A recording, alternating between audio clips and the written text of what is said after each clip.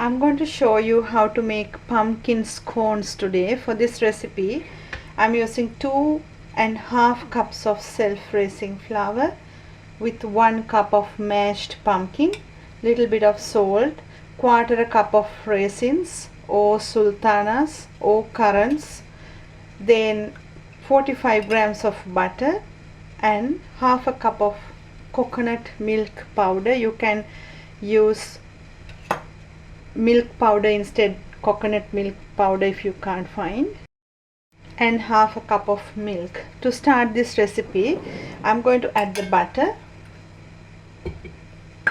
and flour, and I'm going to use the paddle for this, and I'm going to leave the butter to rub with the flour, and into that going to add a pinch of salt. Don't over mix the flour, just rub the butter in, and into that going to add the coconut milk powder. This will gives a really nice taste, and into that going to add the pumpkin and going to mix this slowly a bit. Into that going to add the sultanas or raisins, and I'm going to add the milk little by little now.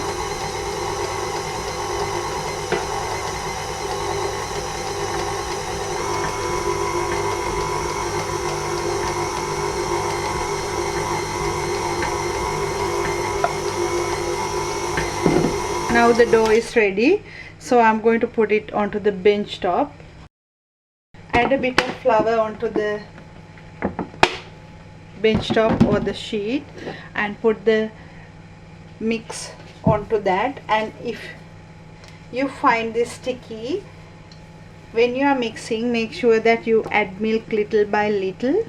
Don't add the milk at the same time, because sometimes the liquid in the pumpkin will be much more than what I'm showing you now, because it depends from pumpkin to pumpkin. So flour your hands and press it slowly down. Use a rolling pin to press it down, and use a scone cutter, or even you can use a lid of a spray can, or when you take the lid of the spray can, put a little hole on top. Then you can do the same job as I'm doing from a scone cutter. Just cut the scones and put it on a baking tray.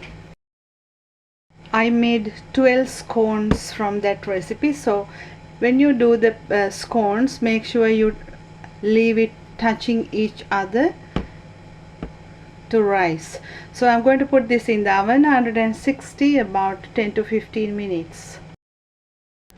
I finished making the pumpkin scones, and they are really nice and yummy, and it's ready. And put a dollop of butter on top of the scone and serve it like that. Thank you for watching.